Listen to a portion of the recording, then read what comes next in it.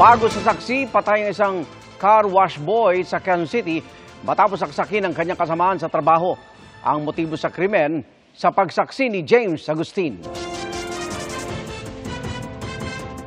Hawak-hawak ng isang lalaki ang katrabaho niya na pasuray-suray patungo sa baraks ng kanilang pinagtatrabaho ang car wash shop sa barangay Greater Fairview, Quezon City. Hindi na nahagi pa mga sumunod na pangyayari. Hanggang sa madiskubre na lang na wala ng buhay ang 32 anyos na car wash boy na si Freddy Panti. Ang biktima nagtamo ng mga saksak sa iba't ibang bahagi ng katawan. Nakuha ng soko sa lugar ang isang kitchen knife. Sa tulong ng kuha ng CCTV, natukoy ng pulisya kung sino ang huling nakasama ng biktima, ang 24 anyos na car wash boy na si Rodolfo Hinalas Jr.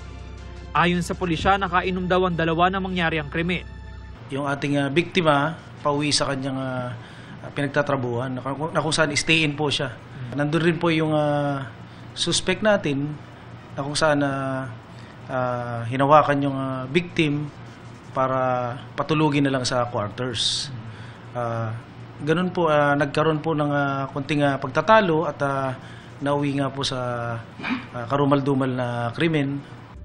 Sa follow-up operation ng QCPD CIDU sa Commonwealth Avenue, naaresto si Hinalas. Sa imbestigasyon, lumalabas na ang dating alitan ng biktima at suspect ang motibo sa krimen.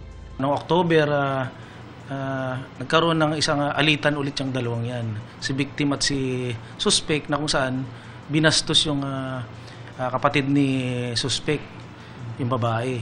So, nasapak nga po ng suspect natin yung biktima. Pero nasettle rin naman po yung pinag-awayan nila. So, sa aming investigation, lumalabas talaga na itong suspect rin natin ay may tinitimtim na galit sa ating biktima. Aminado naman si Hinalas na ilang beses niyang inundayan ng saksak ang biktima. Ginawa ko yun dahil kay bastos siya na tao talaga eh. Kung di pa siya gano'n na bastos sa tao, di ko siya may masaksak eh. Sobra na siya eh. Kapag malasing kasi po siya, sir, lahat kakaway niya. Maharap ang suspect sa reklamong murder.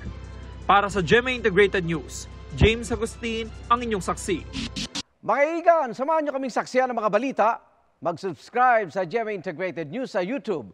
Para sa mga kapuso abroad, samahan niyo kami sa GMA Pinoy TV at sa www.gmanews.tv.